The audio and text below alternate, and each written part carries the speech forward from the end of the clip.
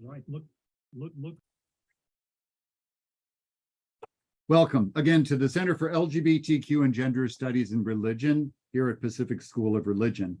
Today's Lavender Lunch title is Queer Autobiography. We were gender fluid before we even knew what it was. This is with authors Dwayne Ratleff and William Martin. So once again, welcome. I've a few housekeeping details before we begin. The first is that this event is being live streamed on Facebook, and this event is being recorded for later viewing. We will not, however, record the chat feature, so feel free to chat. And in addition, we have folks who request that you turn off any blurry backgrounds or virtual backgrounds that causes vision problems for some folks in our audience. And so without further ado, let me welcome again Dwayne Ratleff and William Martin. Take it away, folks. And remember to unmute yourselves. Sorry, welcome everyone. Sorry about that. No problem. Hello, everybody. Well, first of all, my name is William Martin, and I just graduated at PSR, and I am thrilled to have my good friend and fellow writer, Dwayne, here today. I've told him so much about the school, and I've told the school so much about Dwayne. And Dwayne, tell the world about you. Well, I actually like to start with how we met. Is that okay with you? Absolutely. So I actually had a hand injury that I lost the use of my left hand, and when I was going through therapy, someone told me to pick up a camera and slow down the world to look at it. And to my surprise, I became a very good photographer. And then William started following me, and we corresponded over and over again. And then we finally met, and we realized we were writing books together. And you take it from here, William.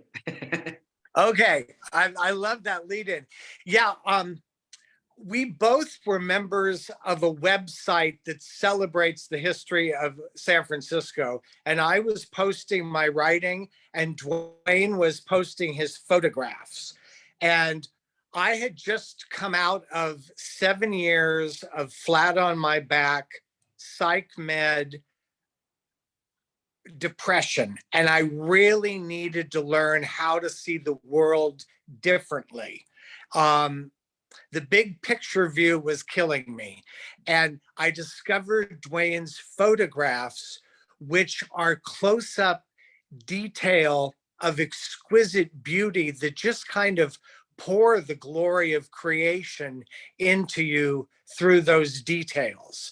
So I became mesmerized and healed by his photography. And I asked him to do some photographs for my first book. And that's when we met. And that's when I realized that Dwayne was also a writer, and he was working on a childhood memoir, Dance to the Lyric. At the same time, I was working on my second book, The Runaway Bus. And now I'm going to pass it back to you, Dwayne. We both realized that folks were not writing memoirs about childhood. They were starting with coming out or whatever. Anyway, take it away. That was very important. We came to the same conclusion separately. Both of us were really determined, well, we found this out later, to stay in our childhood the whole time, because a lot of gay writing is about the reveal coming out. But we wanted to stay children. And what was more fascinating about it, we were polar opposites that were almost the same, if that's a contradiction in terms. I was growing up in a poor neighborhood in Baltimore along the Chesapeake Bay on the East Coast. You were born, lived in a suburban community, fairly well off, decently well off by the San Francisco Bay. So it's like East, San Francisco Bay, Chesapeake Bay, black, white, poor, middle class. those were just the surface things. But when we talked, and after reading each other's book, and I will give William a plug, it's a fabulous book. Really, I have to give him that. But despite... And I'm giving it right back to you on your book. Keep going.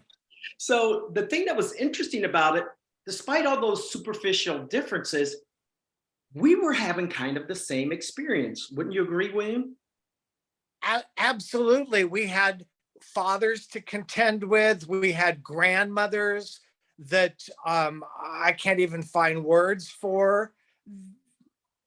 Well, and it's also, you know, it's one of these things we were jokingly, this is a conversation he and I had before, which was a classic, like, when did you know you were gay? And we both said almost the exact same thing. We knew at conception. I came out of the womb with a tiara on and a boa, and you had slippers. And I asked to borrow your tiara and boa. But, you know, the thing we've had, I think it's maybe, I'm hoping this will be fun for everybody here today to kind of spy through the keyhole and hear just a sample of so many conversations you and I have had about our childhoods, about the different pieces of our contexts. The gender fluid thing is just one piece of so many pieces. Yeah. Should we just, to situate people with our writing, should we read a little excerpt of our work, or do you want to tell your story about the Barbie dolls? Well, that's actually not in the book. This is my pride and joy of being gender fluid. Okay, this is not in the book. It happens just after the book was written. So we lived in Baltimore. We were really poor, and we moved to Connecticut. So going from an all Black area to a fairly wealthy white area, my family, my sisters got a doll. I wanted Barbie so bad. I really wanted Barbie so bad, but we couldn't afford regular Barbie. We had ghetto Barbie, which was, she didn't have Barbie dream house. She had Section 8 housing. Just that's who she was. And unbeknownst to me, because I'm not hiding who I am for myself, I'm sitting on the porch and I'm teasing the doll's hair, and I spray a can of Grand Finale on her hair to make it look beautiful. And these two boys, came by and started calling me the N-word and the F-word. Now, mind you, I'm from East Baltimore, and I've just moved to the suburbs. So I'm tough. So I put my doll gently down because I didn't want to mess up that fabulous hair I had just given her. And I proceeded to beat the living daylights out of both of them. And then my father didn't know what to do, because all of a sudden he's looking at his son, who is the neighborhood bully and the neighborhood sissy. He just didn't know what to do with me. So, and we have similar stuff like that with you as well. Absolutely. I'm remembering just one little quick thing where, I was excluded and I didn't fit in, and they forced me to join Cub Scouts when I wanted to join Indian Guides. And my den mother thought, I'm gonna ask William to write a play and that'll get him included. So I wrote my first play at 7, and it was about, it was based on Charlie Brown. And, I didn't feel like a guy. I didn't feel like a girl. I felt in between, and Snoopy was an in-between character, a liminal space character. So I wrote myself a huge part for Snoopy.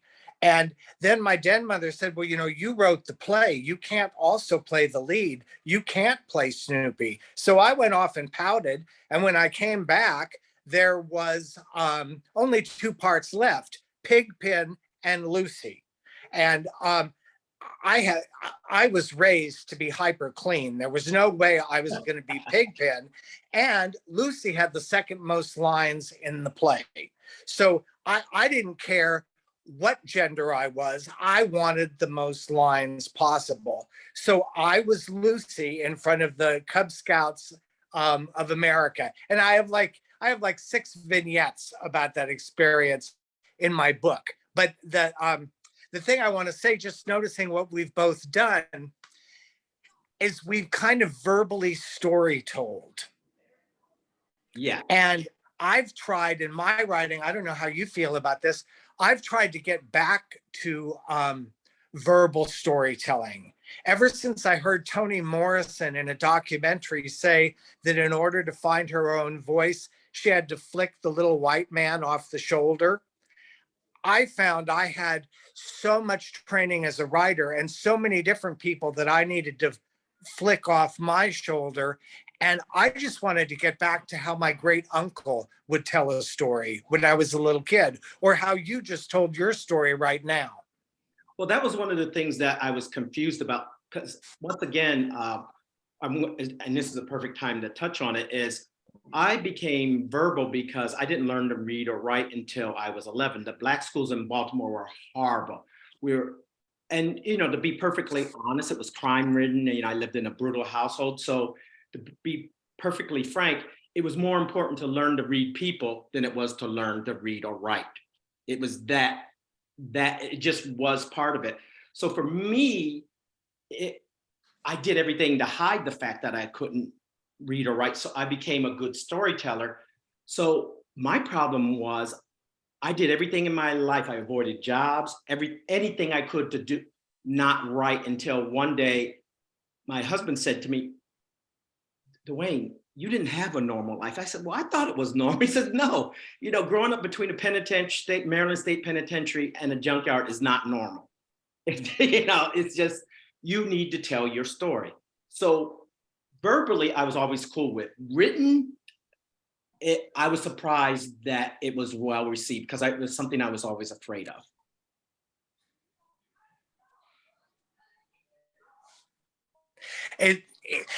It's such a beautiful book.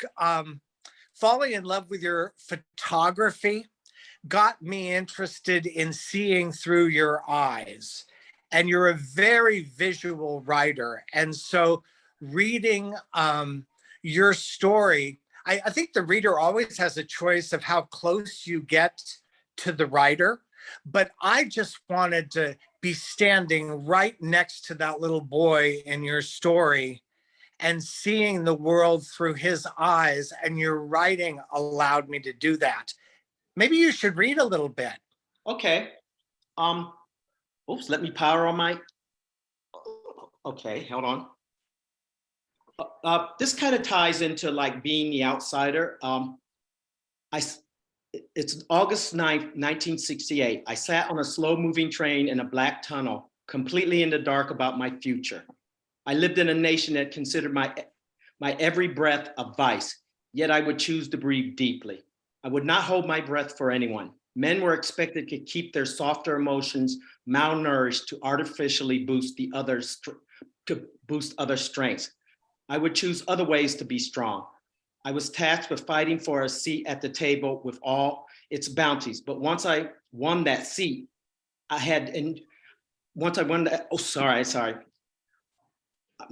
forgot my glasses. But once I won that seat, what I thought was bounty soon seemed paltry. I had enjoyed the hunger more than the meal and would go elsewhere to sit at a new table and choose better companies. These guests were not yet known to me and were scattered all over the world. They were not prisoners of their culture, passing on ways of the long dead and continuing traditions unexamined, nor did they consider hundreds of years of repetitive ignorance to be virtuous.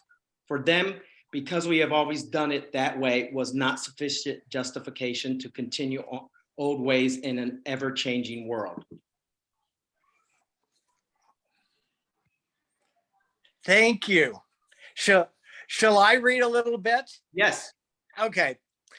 This is, I'm about 4 in this scene, which comes at the beginning of my book, towards the beginning of my book, The Runaway Bus. And it's a vignette. And the title of the vignette is The Little Boy Who Runs Around in His Mother's High Heels. My mother's 1960s lady high heels fascinated me. From a masculine point of view, they were truly a feat of engineering, and walking around in them was a feat of engineering as well.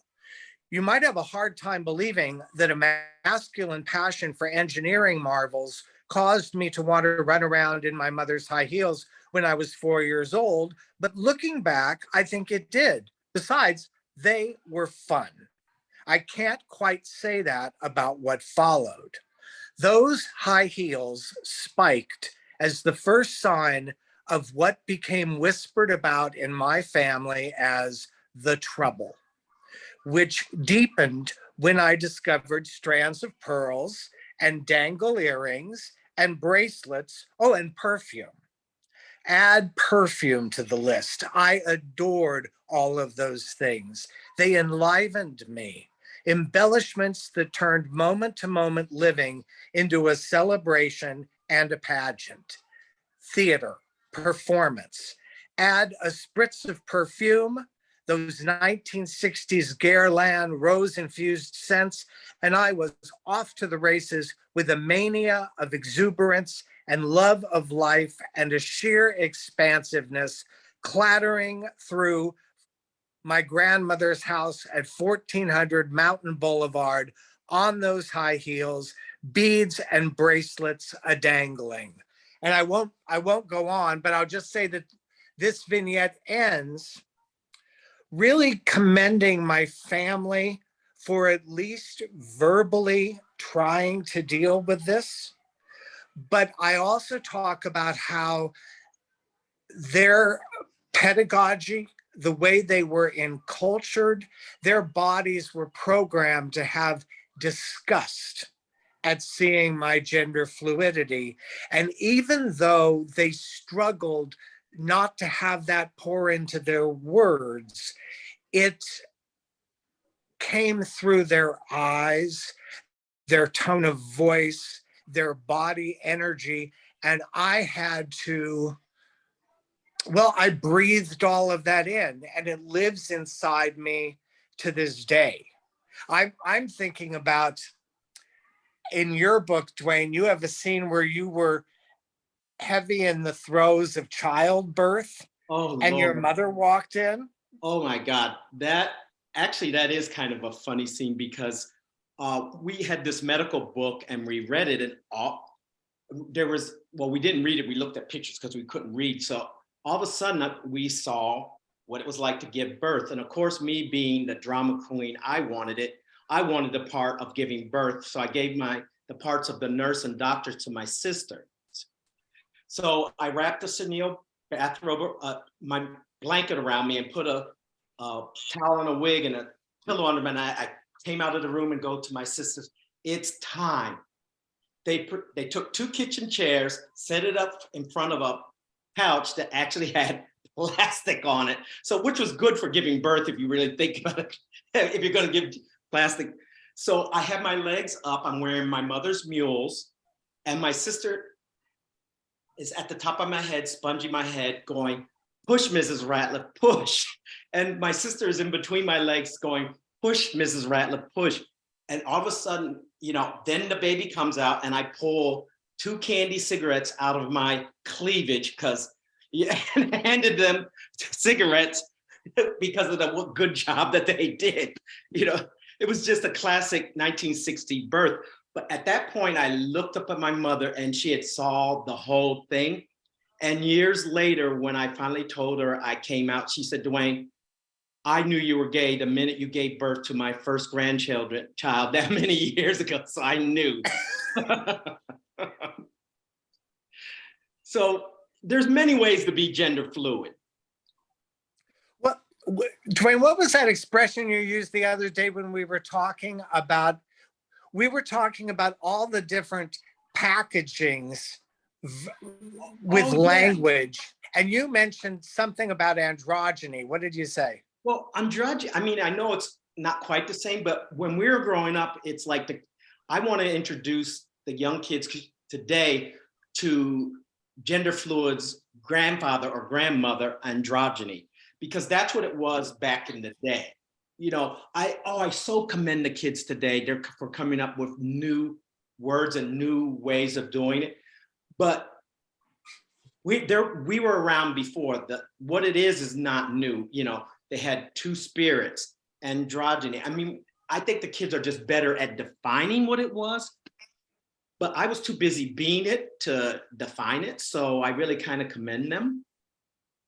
And when I heard you mention that word androgyny, one of my books is about 7th and 8th grade, where I was practically I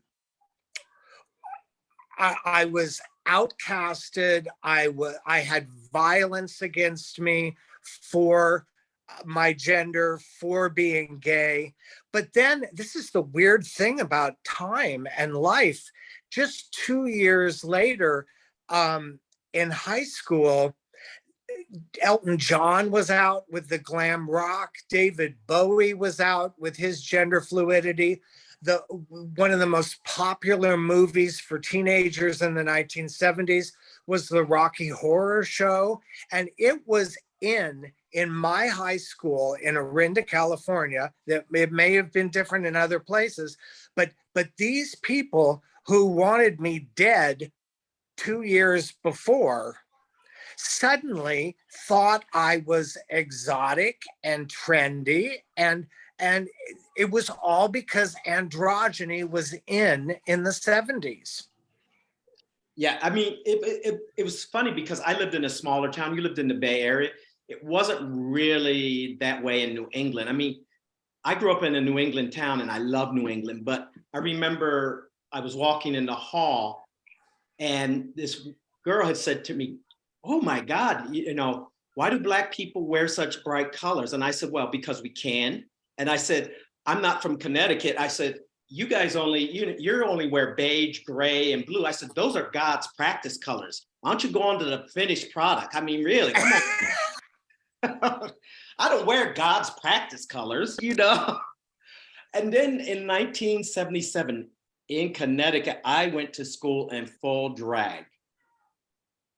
My friends all laugh at me that, "Dwayne, you were hiding in plain view." And I do want to tie into something else, something my grandmother, and this is what is the most important thing about my book. My grandmother and other people used to always say this, and I want the young kids to get this thoroughly. They said, "Don't explain yourself, be yourself, and let that be the explanation. You don't owe anyone an explanation at all for who you are. So stop giving people an explanation. If anything, we're the ones who are owed an explanation, except I don't even want to hear it." It's like, so I think that is really being yourself. It could be scary, but I was so myself that I knew I couldn't fit in.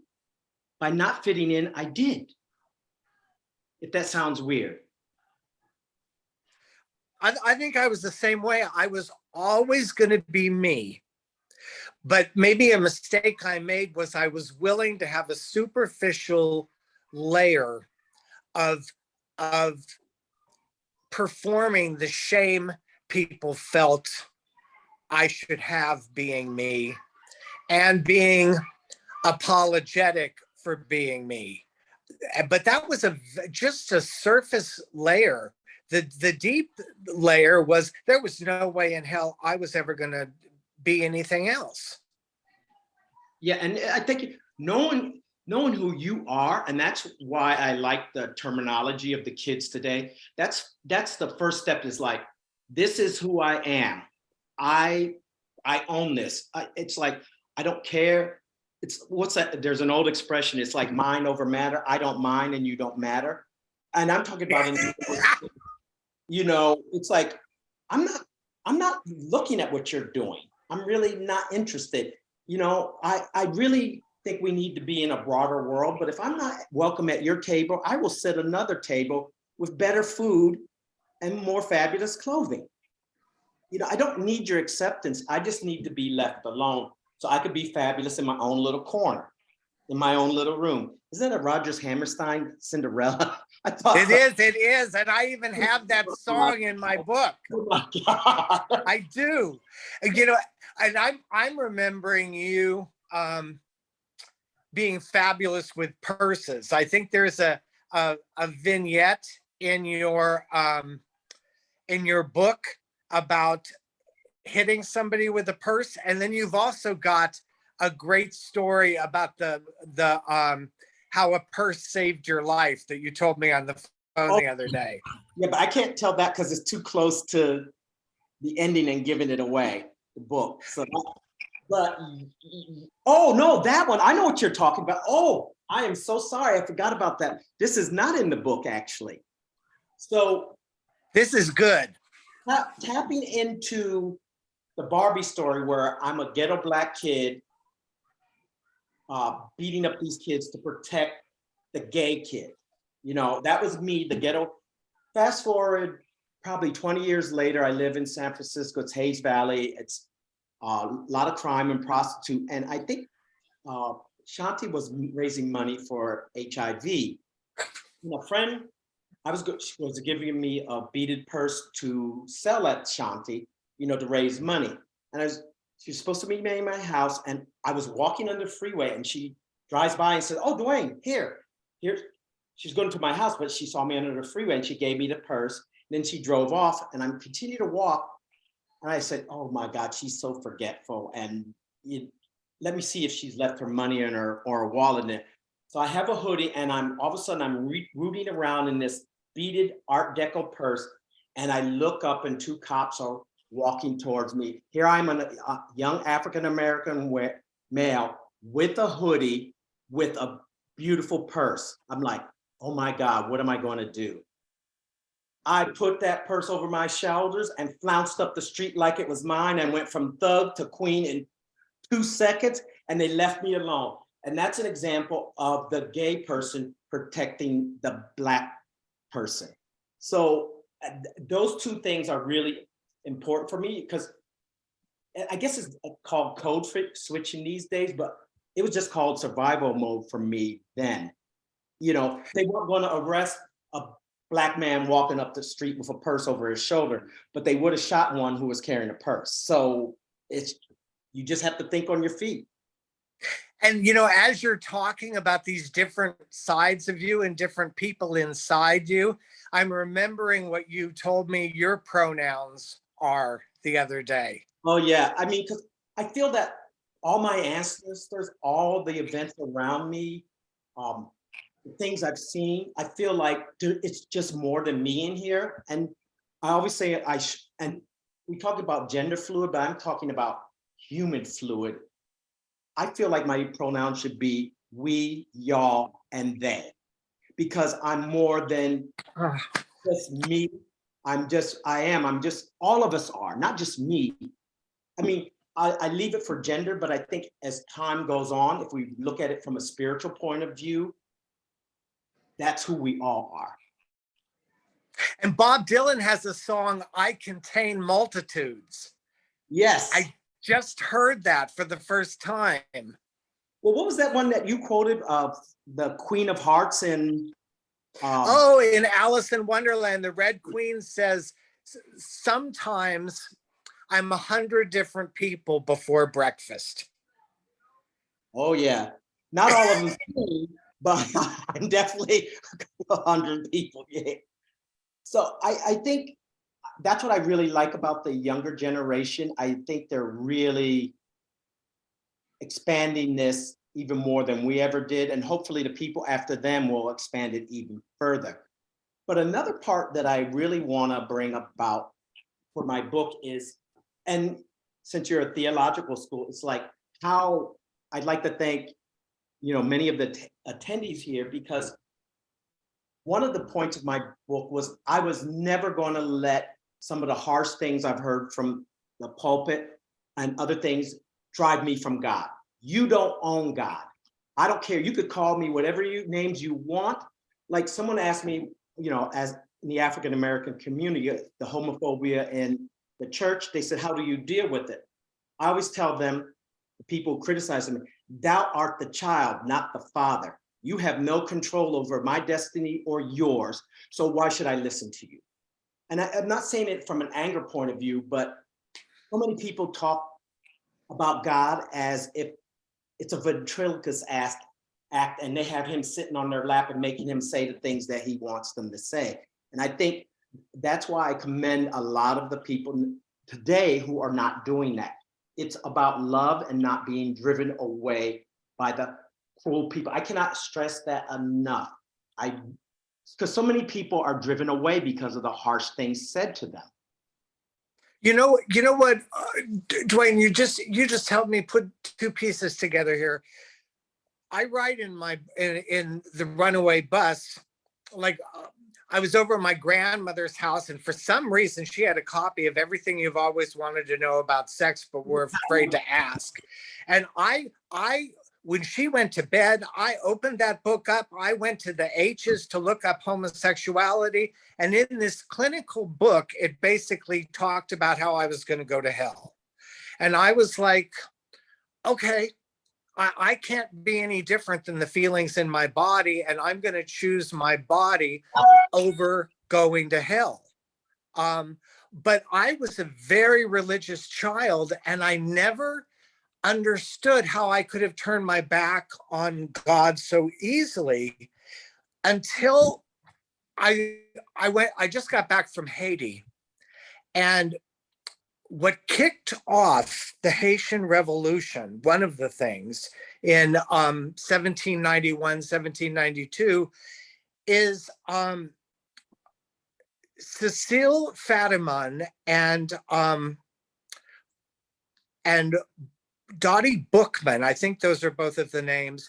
They had a meeting, a spiritual meeting, a Voodoo meeting in an alligator swamp, because they knew how to live with alligators, and the white people couldn't get near alligators. So it was a safe place for them. Anyway, here's the point.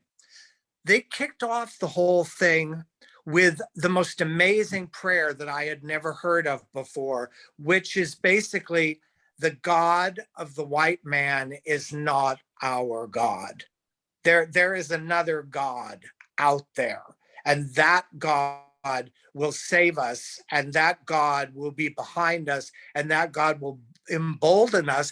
And I think that's why I was able to give up on my God when I was a little child, and I was told my God wouldn't approve of the things going on in my body and would punish me. I think I was able to let it go because somewhere in my body, in my cells, I knew there was a different God. Absolutely. And my grandmother, who was one of the most, who lived the gospel, and she said, yes, it was really hard to live the gospel because some people make it really hard for you, because they could get on your nerves. But I remember when I had told my grandmother I was gay, and she said she really didn't understand what gay was, and she really didn't care. She said, Dwayne, and years later she would say, Dwayne, you were weird as a child, not because you were gay, you were just an out there child. And she meant it as a compliment. But I'll never forget what she said to me, and this is really, really, I think something important, is she said, Dwayne, you don't have to know why the bird sings to enjoy its song. Oh my God. You do not. And I really think so many people, we have to understand. I don't have to understand everybody's experience to enjoy their song.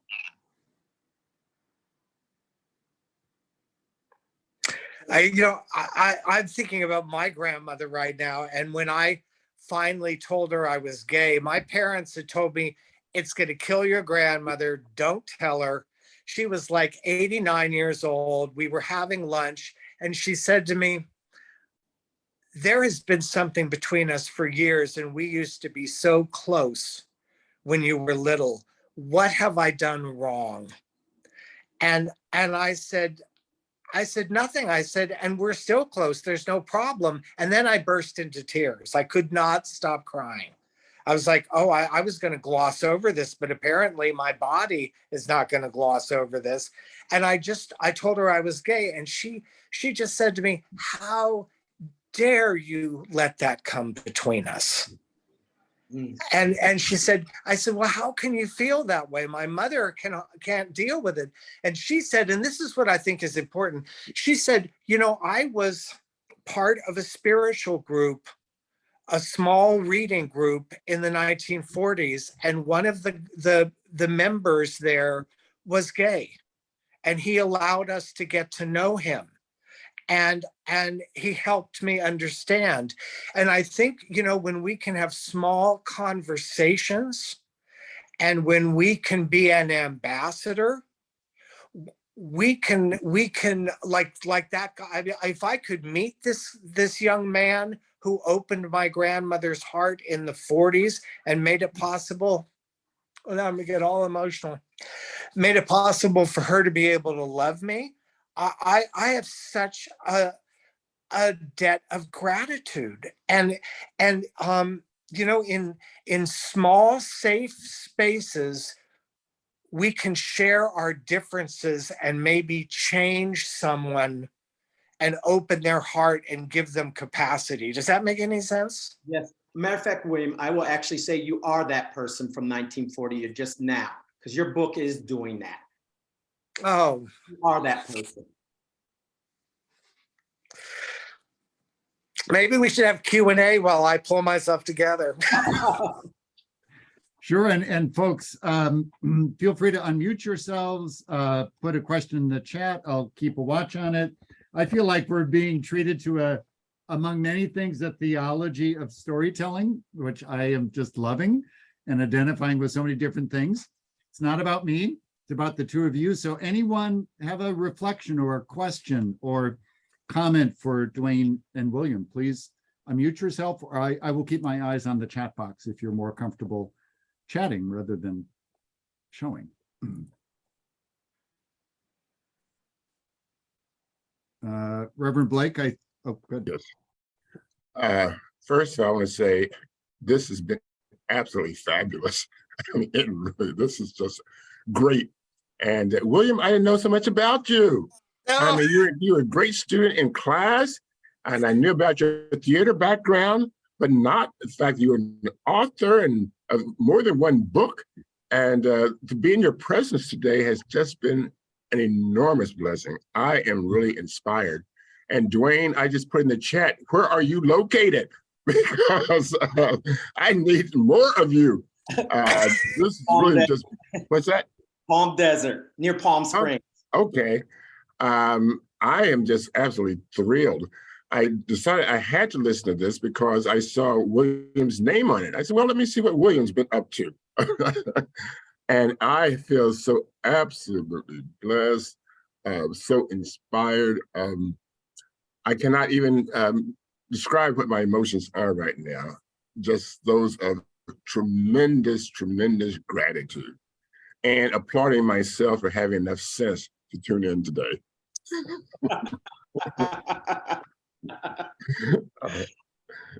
So. I'm tempted to take about 20 minutes to tell Dwayne all about you, Dr. Blake, but I'll do it later. Well, I feel kinship already. Seriously, you'd be surprised how, like, when we first met, it was like at first sight. Excuse me. When we first met, it was instant. You know, the thing, maybe because we had similar childhoods, or maybe because we had the 1970s we lived through together. Maybe it's because of the struggles with our fathers or our grandfathers. And we have had differences where you know, I've said something and you've said, oh, no, that's not what I experienced. I mean, we've hashed out a lot in the last 4 years. There's something about sharing the 70s, I think. I want to open the room to Bianca. Bianca, do you want to unmute yourself? Yes. Okay, welcome. Hi, thank you. Hi, my name is Bianca. This is my first semester at PSR. I appreciate this session so much. I really appreciate coming of age memoirs and stories. I'm in my 30s now, and I've been reflecting a lot on my late teens and 20s. And so my question is just if you can offer any advice. So for me, like, I feel like that period from 18 to 25 was such an important era for me, especially of coming out for me around bisexuality, my identity as a Black woman, finding the arts and writing, finding activism. And now for me at PSR, I also grew up in a Christian school background. Now for me at PSR, I feel like all those identities are coming together, and like I'm finding my tribe and community at PSR.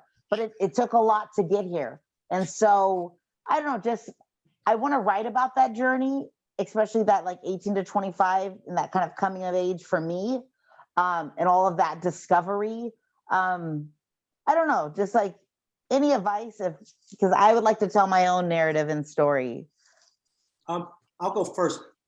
Write it, because my husband actually convinced me, because I know the doubts you feel about. He said, Dwayne, write it. You don't have to publish it. Just write it. Write it for you for healing. Write it, and the blessings will come your way. They may not always be financial, but you have to tell your story. You have to do it. It is your duty to yourself and others to tell your story. Thank you. And you know what I would say? I would say,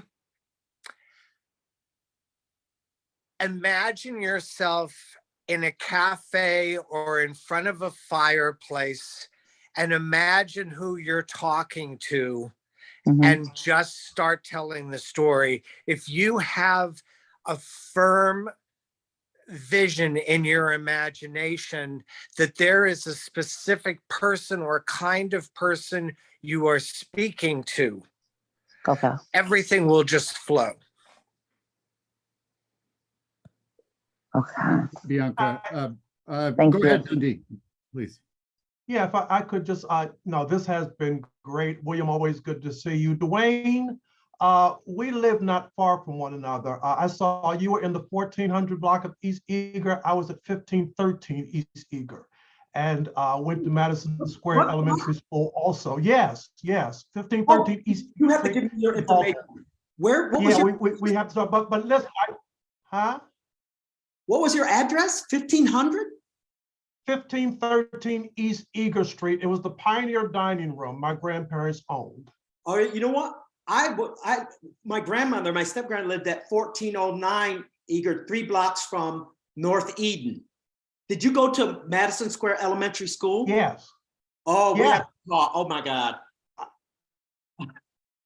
I went to Madison Square just for a couple of weeks. Yeah, but we'll talk about that. But listen, I just want to say, I mean, I've read the book's fabulous. And thank you, because Baltimore, I love that description you gave of Baltimore. Was it the poor girl at the party waiting for somebody to ask her to dance? It was just No, she was the girl at the party who asked men to dance. ask me to dance. That's Baltimore. Thank you. Thank you.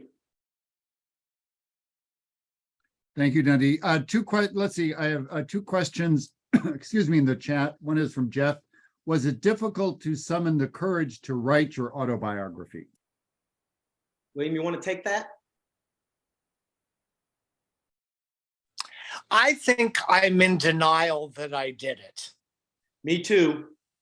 And when I had to print out this little thing to read this morning, I was like, oh my God, this is real. So I don't think I realize I've done it. Well, for me, if I were to write a book now about writing a book, the title of the book would be How I Did Everything Wrong, but It Turned Out Right. I mean, I did everything wrong, literally everything. From the minute I started writing to publishing it, I did everything wrong. And so, you know what? God was in it.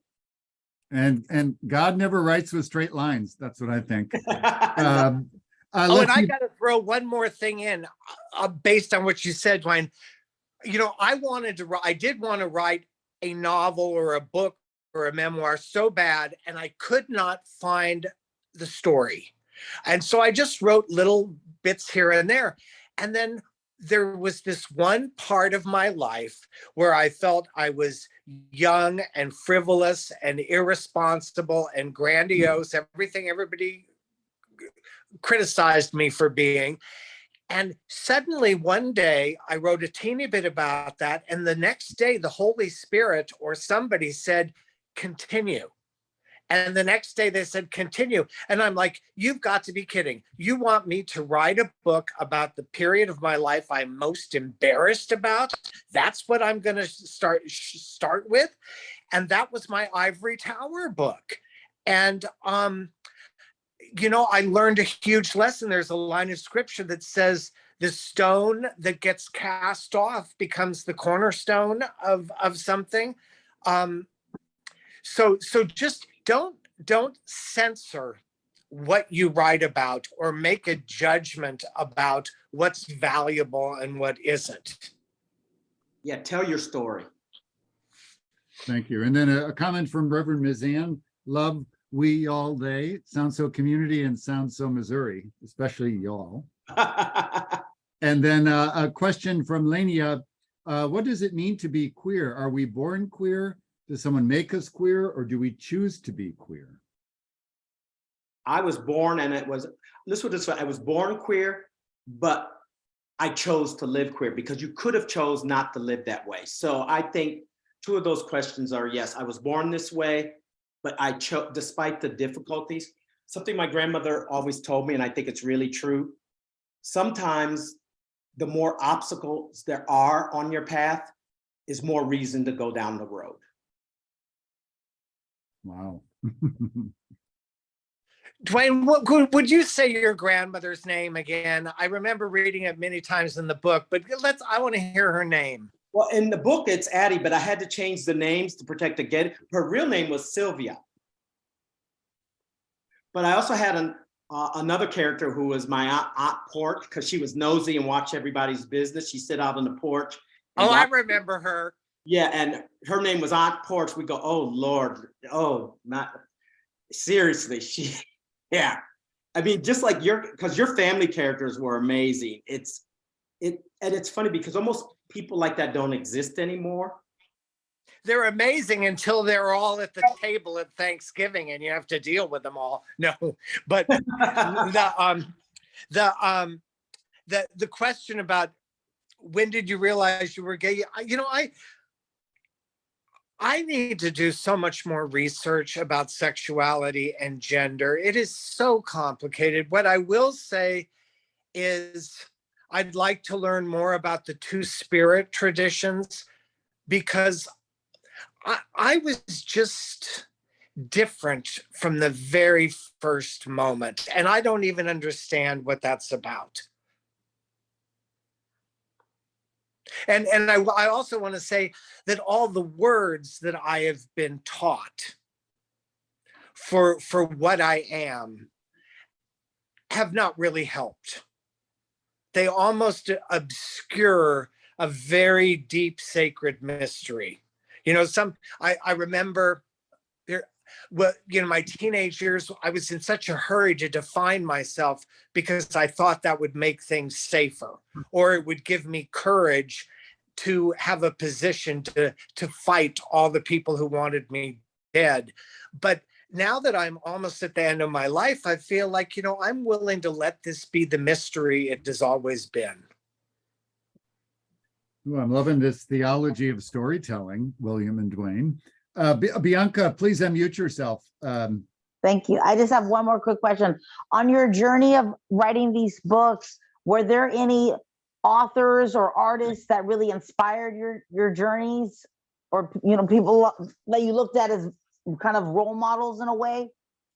For me, as far as writers go, obviously, James Baldwin, but I also, someone who is not a gay writer was Zora Neale Hurston. Oh my God, but anyhow, she wrote in the language of the time, and it's a little bit archaic now, but you should write in the language of your time, and that's what I did. I mean, it's not relevant language-wise to the kids today, but you still had to speak that language. And I'm speaking of the language of East Baltimore 1960s through the whole book. I don't write in the dialect, but I certainly write in the tone of the vernaculars, if you want to say. Thank you. And for me, I would say two people have inspired me. If you ever saw the movie Milk, the little guy who is the photographer who works in Harvey Milk's camera store, he's an actual person, and his name is Dan Nicoletta. And he has spent his entire life with social justice and with keeping the memory of Harvey Milk alive. And we've been friends for like 25 years. And so often I've compared my life to his and thought I haven't really done what I need to do on this planet. And he's a constant inspiration. And the other inspiration is really hilarious. It is the romance writer Danielle Steele. Because I've never read one of her books, but when I worked for Gucci, she was my customer for 8 years. And we had a lot of conversations. She was very encouraging. I got to see how she lived her life. And I will say, because, and then we won't go too far into this, there's a whole other side to her people don't know about. She gets up at 1 o'clock in the morning, fills a van with sleeping bags, toothbrushes, deodorant, and food, and drives around the Tenderloin, personally passing that stuff out. But she leads a big life as an author. And when I was 21 or 22, she fired up my ability to dream big. Wow. Thank you so much. That's beautiful. Thank you. Well, and I have put links to Dwayne's book and to one of William's books in the chat, so feel free to add to that. And it's just an Amazon link. We have time for another question or comment or two. Anyone in the room with us who'd like to say something, ask a question, or put it in the chat? Hi, my name's Josiah. Can you hear me? Yeah, welcome. Awesome. Thank you. It's great to be here. William, Dwayne, thank you so much for sharing. I'm a first year at PLTS, and it's a Pacific Theological Lutheran Seminary. I'm part of the ELCA, so I'm a youth minister for the past 8 years. And hearing your story and just being authentically you is just really inspiring. And so I just was raised in a Christian household that, taught certain ways, and, you have to be this. And so just to hear your story about who you are, just unapologetically you is beautiful. And you're just incredible people. I didn't even know about this until yesterday. It just came out of our newsletter. And for me, I always want to learn and grow. I didn't grow up in a community where I was really aware of people that were gay or lesbian or transgender. So being a straight white male and having my eyes open to how beautiful people are, it just helps me just be present and welcoming to everyone, even kids in my youth group. So I've had kids, and we had a family where a kid was told by their parents, like, you're going to church because we need to knock this out of you, because they were lesbian. And it broke my heart, because when you get to know somebody, right, you really see who they are. And so when I got to know this young girl, like, she hated being there at church, helping out with VBS. And I said, hey, I know you don't want to be here. And I'm sorry that your father made you feel this way. I'm not your parent, but you can choose to be here in the way that you want to be here. And so as I get older, and, I'm realizing the older I get, the less I know. So hearing stories like yours help me figure out, how do I be present with kids that maybe their parents just, they don't treat their children as a child should be treated. So I'm excited to get your books, and thank you for just being you. And this was an unexpected joy today. So I'm grateful for this space to hear and to grow for myself. So thank you both. Thank you, Josiah, for being here. And a privilege to welcome into the room, Rusty. Rusty, great to see you, and take it away.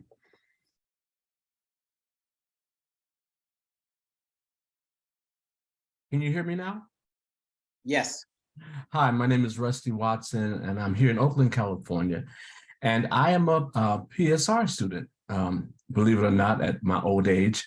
I'm part of the TEL program, and I'm a member of Love Center Ministries, founded by the late Bishop Walter Hawkins, where I serve on the Ecclesial Council and as Minister of Music.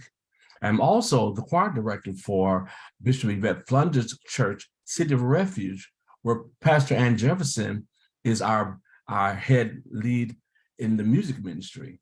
And so I'm in good ground. But I found out about this meeting about 12:15, And I got an email from Dr. Bernie, and I'm really came because I'm nosy. And Dr. Bernie, anything he's doing, I'm going to come to if I can. He was the first professor in our sessions of learning.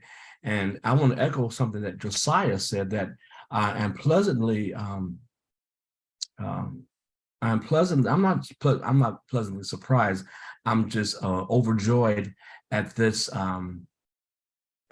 quorum of speakers, and I applaud both Dwayne and William for your writings, and I'm going to get them.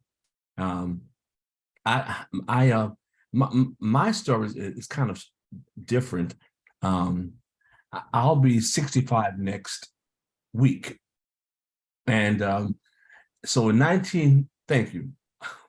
My knees feel it every now and then, but back in 1972, that was 50 years ago. My mom actually brought me out of the closet. We're on our way home from a grocery store, and she's driving along, and she says, "Baby, Mama wants to ask you something. Do you like boys?" And I said, "Yeah, Mama, I like boys. I like girls. I like everybody." And she said, "Russell," which is my real name. You know, when your parents call you by your real name, you know you're in trouble, right? She says, "Russell, I think you know what I'm talking about." And I started to cry. And she said, "Why are you crying?" I said, "Because everybody says it's wrong." She said, "Did your daddy tell you it was wrong?" "No." "Did I tell you it was wrong?" "No." "Did the pastor tell you it was wrong?" "No." "Well, who told you it was wrong?" And I just said, "People." So, not missing a beat, she keeps driving. She said, "Well, I don't know why you're this way. I don't know if you're always going to be this way, but God didn't create you and say, 'Oops, I made a mistake.'" That was 1972. And she said, "Whatever you are is what God created you to be." And then she whacked me across my face. I'm like, "Why did you hit me?" She said, "Hold your head up. You have nothing to be ashamed of." And she kept driving. She said, "You're my baby." And she just I never learned how to be in the closet until I became a part of the Pentecostal movement. And I went back in the closet for a couple of years, got married, did the whole thing. And on the day of my divorce, I went to see my mother, who was in the hospital. She and my dad were sitting on the side of her bed playing cards. And they asked me how I was doing, how my ex-wife was doing. And my mother said, this is 10 years later now, this is 1982. She says, "You have about as much business getting married as I do jumping off a bridge." Ooh. Then my dad says, "Baby, you shouldn't have gotten married. Not to no girl, no way. And you boys can't marry each other yet." That was 1982. So I had parents that were well beyond their years, long before gay rights was a trend. And it was because of the church that I experienced the most prejudice against same-gender-loving people. Not my family, not even my boyhood church family, but the Pentecostal movement. And for me, my greatest deliverance in my life was when God delivered me from the opinion of church people. Preach.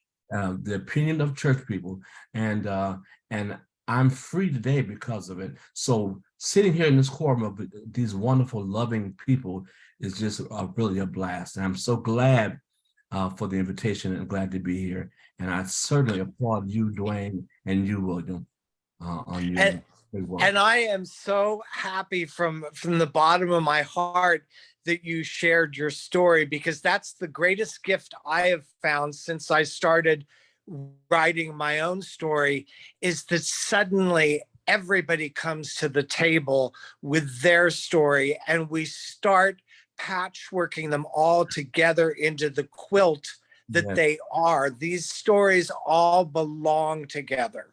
Absolutely. Absolutely.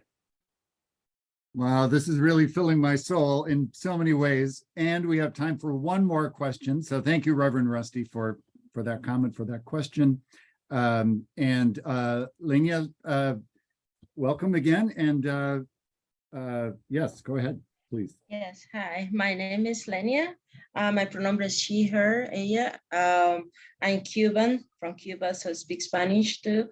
And I am a PSR student, and this is my first semester, just like Bianca. We are also in the same share some classes. So I remember when I was in Cuba before I came to United States, my family told me like kind of discourage me to come here to United States. Sometimes they tell me, you know, in United States, you never know who is your neighbor. And now I realize that they were right, because I have this amazing neighbor that is William, and I didn't know that no, he's not only an amazing person, but he's also a writer. So I'm very happy and surprised to know that he also writes books, and definitely I'm anxious to read his books, as well as the doing books. Also, he was saying about the family. I grew up in a family that is not religious at all. Actually, my grandfather was communist, and religions was prohibited, was out to the picture.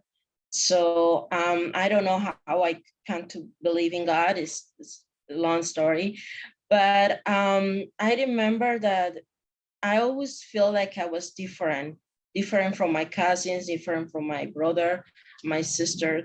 So I don't know why, but I feel that I was kind of different. So my family, I grew up also in a very patriarchal family, where girls supposed to be like this and boys supposed to be like that. So that's it. So very gender stereotype family and society. So I remember my mom doing everything that she could to make me so feminine, like painting my nails, doing my hair and everything. And I was not comfortable with that at first, because I feel like it was something was imposed to me. They didn't give me the freedom, the space to choose whether I wanted to do my hair or I wanted to paint my nails. It was kind of like imposed. So I think my grandma always saw that I was kind of like, I wasn't too really feminine, or I wasn't into boys, because I was always the leader of the group. Every time we had an idea, the ideas, I always the one who lead the idea. So in my country and in my society, the men were who doing that. The men were the leaders.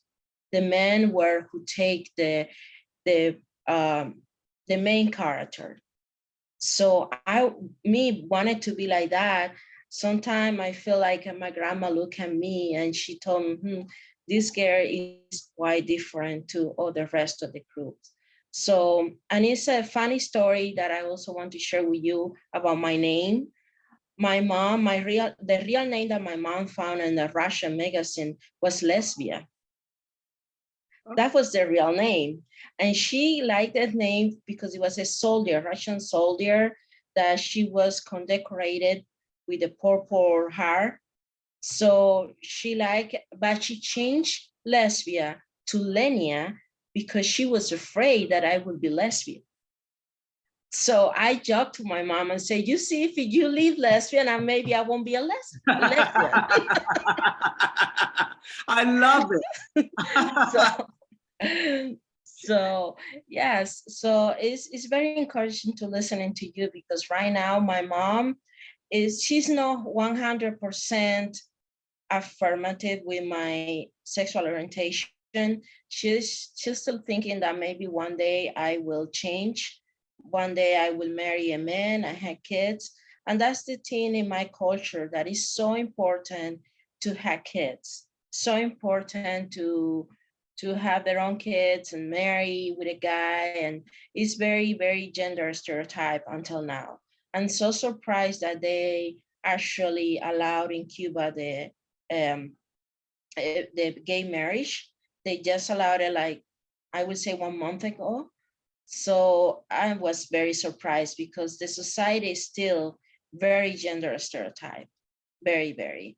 And I still living with that in my family. I still live in, my family is kind of like William family sometimes. They don't want to talk about it. Mm-hmm. Like every time I go to Cuba, they never give me the space to talk about my sexuality. Mhm. They just don't want to hear. They don't want to hear nothing. They don't want to talk anything. And one day I told my mom, do you know that one day I won't come to Cuba by myself. I won't come alone. One day I will be coming with a wife, with a girlfriend or wife. So, but they don't want to hear nothing of that. They are okay as long as I'm single, but they just don't want to hear. They don't want to talk about it. They want to avoid the fact that they had a lesbian in their family. So it's like, so thank you for encouraging me, because, and I ask also for prayers, because here I am protected, I'm okay, but every time I go to my family, it's a different thing. It's like, you know, and thank you for sharing with Thank you for us. sharing. Thank you for sharing. Wow, thank you, Linnea. And time soon for you to write your story. Yeah. You're living next door to this author. We've come to our time, and so I just want to say a huge thank you to both Dwayne and to William for, I love the repartee that you have, the ease with which you talked. You know, when you were first saying, we're just going to talk to each other, I thought, but it was completely a non-uh-oh. It was like, oh my God, I could listen to these guys forever. And the time has flown, and just deep gratitude. And, you know, my own strange way, I think, wow, I've just been in among other things, a theology class, a class on the theology of storytelling. And so thank you to both of you. And thank you everyone for being here. And join us this Thursday. We have a Jewish Query series, lesbian documentary reflecting on death. That's Thursday at 1 p.m. And again, thank you for your support. And William and Dwayne, bravo, well done. Keep writing. Thank you. Okay, thank you, everybody. Have a good evening, afternoon.